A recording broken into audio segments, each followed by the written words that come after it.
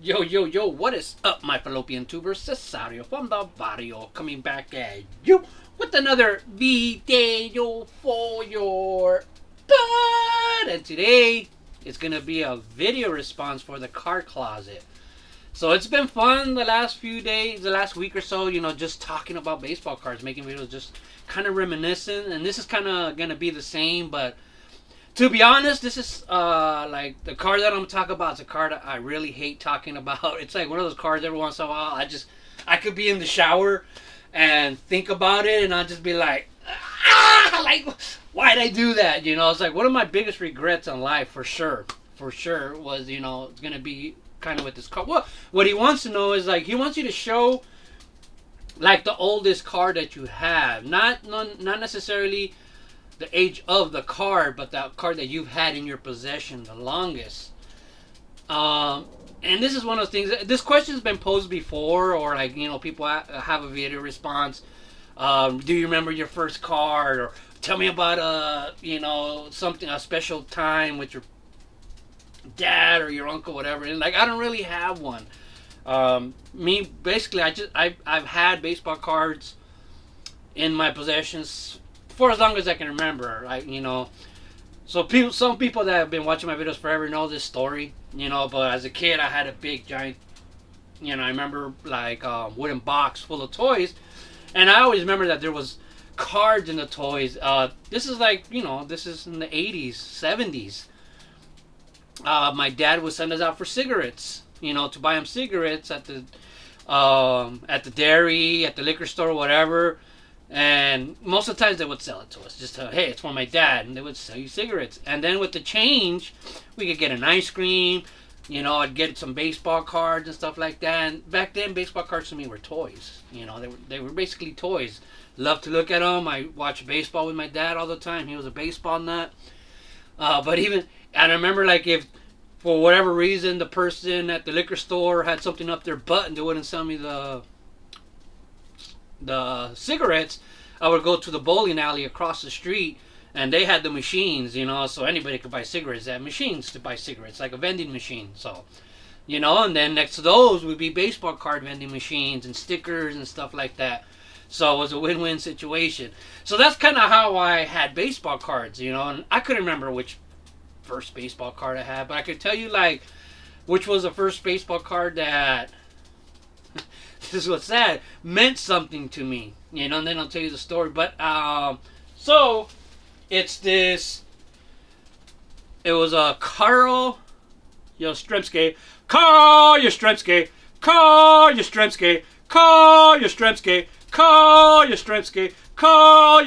If you guys don't know why I do that, it's from one of my favorite movies, Fever Pitch. The record is scratched, and it's just because you're repeating Carl Yastrzemski like that. So I had this kid. I got this card when I was 10 years old. All right. So let me just kind of tell you about that. So I remember going with my dad. It was 1984. That's why I say I was 10 years old. I was born in 74. But I remember it was 1984. We went to his house, to his friend's house, to watch the World Series. Ever since I was a kid, man, I watch every World Series, every Super Bowl, every NBA playoffs. My dad watched them all, so I watched every single one of them with him until like 1988. I always remember 1988 when the Dodgers won. That was like the first time I watched the World Series without him. That kind of sucked. But it was like one of the greatest moments in my life also. That was such a great experience when Kirk Gibson hit that home run. Oh my God. Just running down the street and seeing the whole city just coming out of their house. And it seemed like every single person, was watching that game. But it was such a badass experience. But 1984, when Kirk Gibson was up to bat and Goose Gossage was going to, they should have walked him, but Sparky Anderson was like, no, pitch to him or whoever it was. And Kirk Gibson hit a walk-off home run. I remember my dad called it like when they were gonna pitch somebody, they should walk. Oh, Kirk Gibson's gonna hit a home run, and he hit a home run. And I thought my dad was like a genie. Not a man genie. Well, yeah, a genie that was a man, but I thought he was like a genie. I thought like, wow, my dad's a wizard. And like he guessed it, and everybody, it was an exciting time, man. And my dad's friend, the guy at the house, he was so excited, and we were just having, and they were so drunk, you know what I mean? 3 hour, 4 hour games, and we had barbecued and we were drinking before that game even started. They were. He gave me this card, you know? And after that, I never really saw him. I think I saw him like a couple more times, probably once or twice.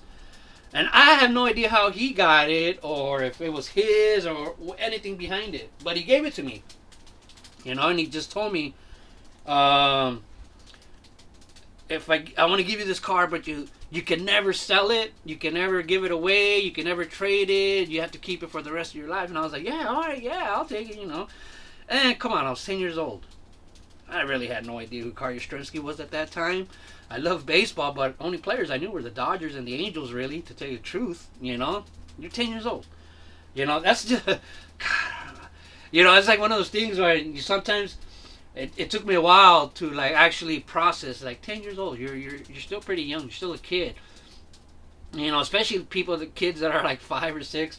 I had so many, like, before in the past, people would tell me, oh, my kid's a big fan of yours. That's a good thing now that kids can't watch my videos.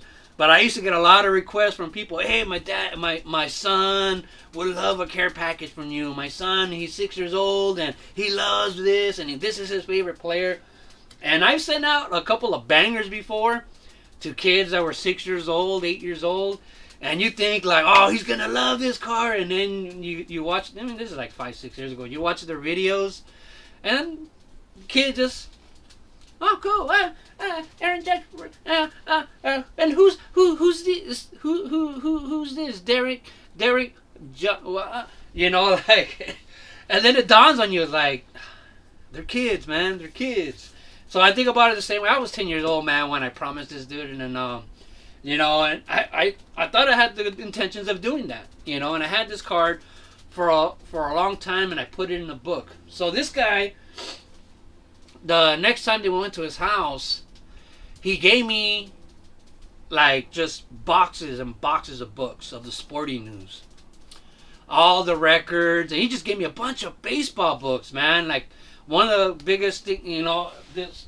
I have one of them that's buried down there. I bought the same one, replaced it because all those books are gone.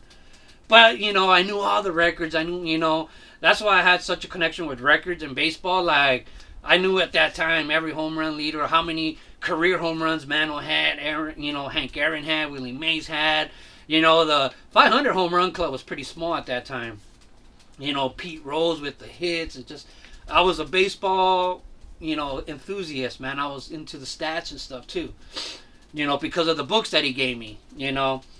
So I kept this card inside one of the books, you know, because he told me to protect it. Like, you know, all my other cards, I treated them like toys. That's what they were to me. But he told me to protect this card, so I put it in a book like a bookmark. And so one day, my cousin, he came to my house, our apartment, and I remember we went to go get ice cream. Alright? So we go get ice cream, and the ice cream man sells cards. Baseball cards back then were sold everywhere. You know, everywhere you went, they were selling baseball cards. The liquor stores, 7-Eleven, Kmart, KB toy stores, the mall. Cards were everywhere. I hear people always say, like, they think, like, the hobby's so big right now. It's like, it ain't shit. The hobby ain't shit compared to the 80s and 90s, man. I mean, right now you could have a couple of card shows, but it's like the same people. It's the same people at all these card shows, you know. When back then, there would be, like, 10 card shows, you know, in my area, at the La Puente Hills Mall, at the El Monte Mall, at the West Covina Mall, at the Regent Hotel, at this hotel, at, you know, all kinds. There would just be tons of card shows, you know, in my area. You know, none of them are the same people. They're all different. Nowadays, it's all like the same people, man. I could go to a million card shows and it seemed like I would never see the same person. But anyways, I digest from that. And so, yeah, so we go to the ice cream, and I told the story 100 times. So this is going to be another card, you know, that I can give you almost a specific time, since I got it, and I said, oh, okay, I'm going to cherish this, not like the other ones. But we went to go get ice cream, and I got an ice cream, and then he was able to get a baseball pack. He saw the baseball cards, and he bought a pack, and then I wanted to buy another one. I wanted to buy one, and the guy said, like, oh, that's it, I have no more baseball cards. And then, like, I was a kid, 10 or 11 at that time, I don't remember exactly. Well, it was like around 85, so no, I was older. And he tells me, like, oh, I don't have no more cards. And I was like, started crying. He like, oh, here, well, I got this. And he had a strip of these, and they're like in a little plastic or something. And he had a strip of them, and he said, I have these, but they were like $1 each or something. And I didn't have $1 left. I had change left. And then he was all like, oh, and I was a kid, man. I started crying, man. I was a pussy. And so he feels bad, and he gives it to me, for the change. So I got this, man. And my cousin wanted it real bad for me. He was like, oh, that's a Mickey Mantle. He knew who Mickey Mantle was, and I knew who Mickey Mantle was, but I'd never seen any of his cards before, especially when you're talking about before Beckett. You know what I mean? So he turned me on to like Mickey Mantle because he wanted this card so bad that I just told him I'm not gonna give it to you. You know what I mean? And so, man, I carried this card in my wallet. I used to buff it at school, but by the time I got to junior high and high school and metal shop, I kept this thing so shiny, man. It was so shiny. You could really buff the hell out of it. So in metal class, I would use the buffers and all that. So that's when I kind of first started learning about Mickey Mantle. So the reason I kind of brought up that story, because a couple years later, like in 89 or 90, me and my cousin, we're at the mall. There was a card show there. But then we went to like a card shop that, back then all the malls had an actual like baseball card shop. Most of them also sold coins and stamps back then too. But there was baseball card shops like at every mall. And so we go to the one baseball card, and my cousin's looking at the Jose Canseco rated rookie and the 85 tops Mark McGwire. Because these guys were just like in the World Series. They had just won the World Series. They were killing it, even though the Dodgers beat them in 88. And I had this card on me because I was carrying it with me, right? I mean, so the owner, my cousin's looking at him, and then the owner of the card shop, he's like, hey, let me look at your stacks. I have my cards with me. So he's looking through them, and he sees this one. And he's would you sell that card? I told him, no, I can't sell it. And I kind of vaguely told him the story. He's like, would you be willing to trade? And then my cousin, I remember he's the one who said it, told him, what if we trade you that card for that Canseco and the McGwire? And man, I remember the prices well. I think back then they were like $30 or $40. And the owner's like, all right, yeah, I'll do that. So my cousin's the one who made the deal, and I just kind of felt like I was stuck in the middle. And so obviously this is not the original card. That just makes me feel sick to my stomach, when I tell the story and I say that, like I gave that guy my word that I wouldn't sell it, or give it away or anything. But I did. Suck it up. I did. One of the worst decisions I made in my life, because even though in reality I think I seen that guy one more time after that. Like him and my dad used to work together, and then my dad got fired from wherever he was working, so he made new friends at his new job, and that kind of drifted away, those friends that we used to see before when I was little. So I traded my Carl Yastrzemski rookie for a Jose Canseco and a Mark McGwire. And me at that particular time, that time and moment, just like now, how people want to buy into the Wander Franco hype and all this, bought into the hype. I was in that hype too, big time.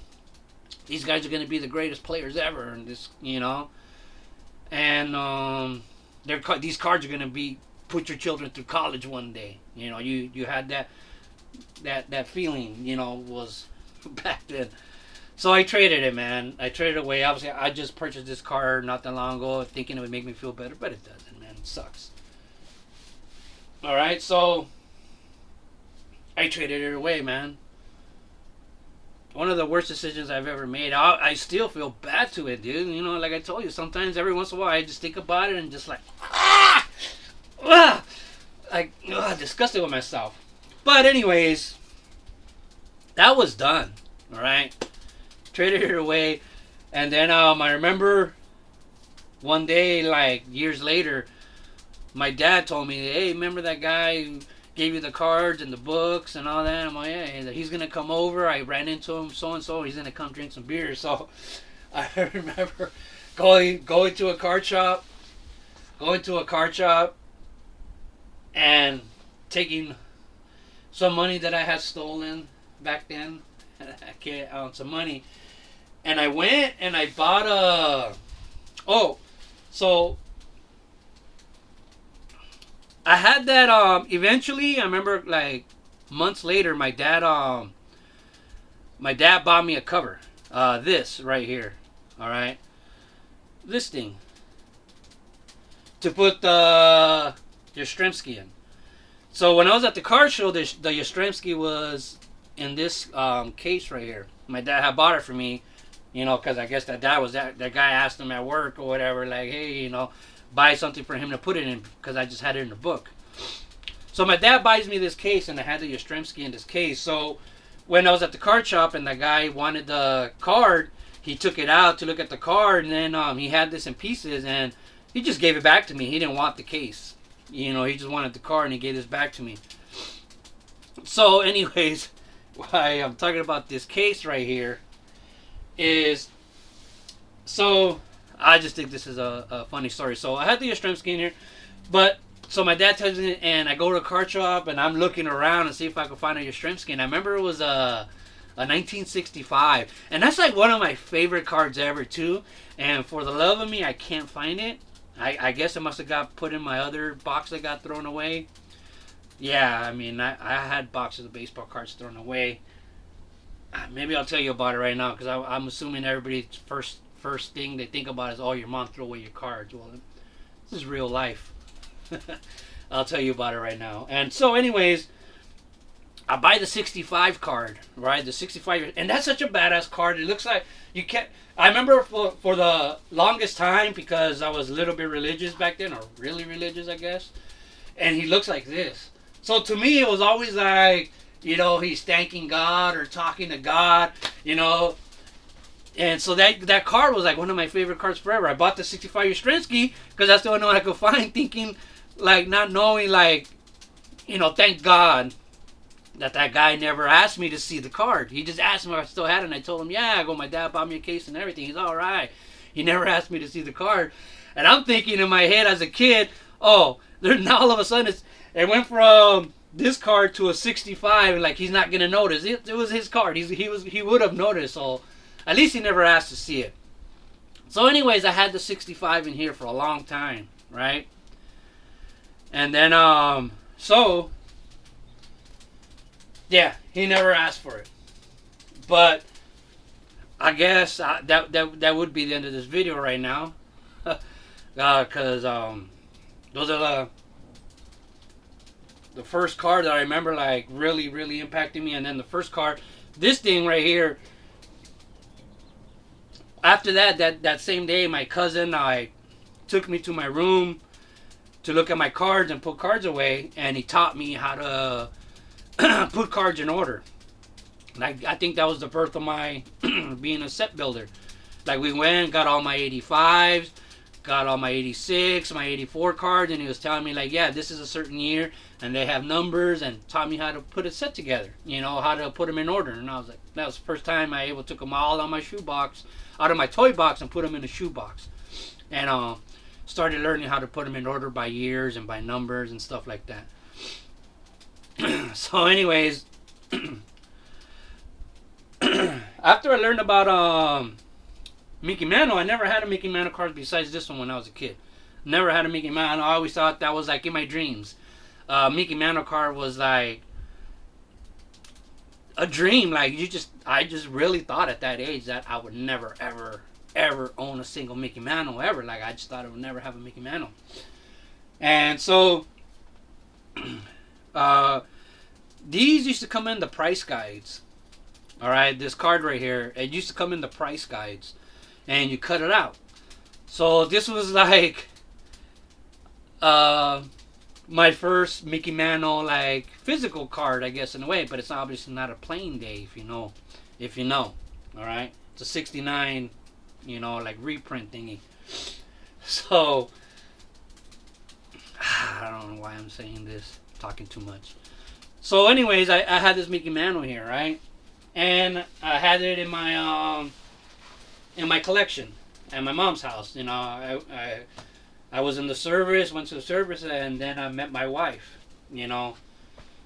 So me and my wife, we've been together over 25 years already, and it was just one of those things, man. It's like I met her, and then when she seen my baseball cards, my closet full of baseball cards, and she was asking me about it, and then she asked if any of them are worth any money, and I lied to her. Shit, what? I was like 20, she was like 18, and I was young and dumb and wanted to impress her, wanted her to like me, and I told her, yeah, it's like $1,000. Told her that this car was like $1,000, and I'm not gonna lie, I think that's why she stood with me. So anyways, I lied to her, and I told her this car was like $1,000, and I never told her that was a lie. So the whole time that I was with my wife, this was sitting on our headboard on our bed, and then when we got an apartment, like this was in the living room, and I think and I think about it now, like all that time she thought that was like $1,000 card. So, man, I don't know. Me and my wife had already been together like 15 years or something around there, and man, we just had like couples have a fight, man. No relationship is perfect, but you stick it out, whatever. We've been together like 26, 27 years, but we did have this one rough patch, right? So I went to go live in my dad's house for a couple days, whatever, and then before we got back together. And so during that time, she threw away a good chunk of my baseball card collection. And this is kind of like a blessing in disguise, because I did, once I learned how to hustle a little bit more, I was poor. I couldn't afford baseball cards on my own, and card shows were addicting to me. I mean, it started bad habits. I had a bike collection. I mean, I'm a hoarder. I had a bike collection. So, I mean, I'm talking about I had like 30 bikes. And I think I only paid for one. And I don't know why my mom never asked me about it. I had like 20 bikes in our garage, and she never asked me where I got them from. But yeah, that's kind of connected to card shows. If you've ever heard me tell that story, I had a bike collection because of card shows, or to get to card shows. But once you're, I grew up on the streets, man. Friends taught me how to hustle and bustle, and and then I started buying baseball cards. But then got into a bad habit of stealing baseball cards, especially with my cousin, the same cousin that taught me to do sets. I would go with him to downtown LA, Eagle Rock, and stuff like that, and we would steal cards, man. We would steal packs from all kinds of places. It was one of the funnest times of my life, though. I mean, we would go on bikes, steal packs of baseball cards, ride them up to the hill on the side of Dodger Stadium, and walk up the hill, jump the fence, and literally sit down in the parking lot at Dodger Stadium and open cards. That's it's a great memory. It's a miracle our bikes never got stolen, because we would leave them and can't even see from where we're at. But every time we came back, the bikes were still there. So yeah, So anyways, where was I at? So yeah, we broke up, right? And yeah, so luckily by chance I had like all my stolen cards that I had stole or whatever, like in kind of almost like a separate box, and she threw that box away. But there was a couple of great books and a lot of drawings. I used to draw a lot. I had a lot of drawings in there, but she threw that away. Okay, that's hearsay. It's neither here nor there. But she threw that away. And then, so, and that was the thing. Like, it didn't hit me that bad because I was kind of, those are all the cards I stole anyways. You know, for the most part. But she tells me, she's like, and I tried to sell this card, and I was like, oh shit. She's like, I told that man, and he told me that's not even worth $1, and I was like, it's worth $1,000 and this and that. You're not gonna rip me off. And then she's all, and then I asked another man. They told me that this is not a real card, and I was like, oh, it's not. And it's a miracle she just re-dumped me again. But yeah, I thought that was kind of funny. And then right now, I don't know why I never paid much attention to this, but it looks right there like she tried to burn it. Like that's melted. That just straight melted right there. Now the Willie McGee rookie in the back, that was worth something. Willie McGee rookie was, I remember being like in the $30 back in the days. But so that's kind of the funny story to this card in that case. You know, I'm lucky my wife doesn't watch my videos. Because she's probably getting pissed off about that. So, card closet. There you go, man. I don't exactly have my first card. But that's one of the first cards that really sticks out in my head. And this is the actual card that really sticks out in my head. This was my wallet card. Every wallet that I had for like 10 years, I carried this with me in my back pocket. Alright? So, love the hobby, people. Just keep collecting baseball cards forever, I say. Thanks for everybody who watches these and actually just listens to me talk about baseball cards. Because I know I'm not talking about, I'm not, so many videos out there now that are just telling you what cards to buy. Just buy what you want, man. Alright? Love the hobby. Keep collecting baseball cards forever. And if you can hear that little sound, man, you guys remember every summer once it starts getting warm, my fan hits that piñata. And that's what causes that sound. Ciao! We're out here just to get lumpy. We're out here just to get lumpy. LSP. Oh, she's sleeping. So please don't ask me about this card anymore, okay? I don't want to talk about it.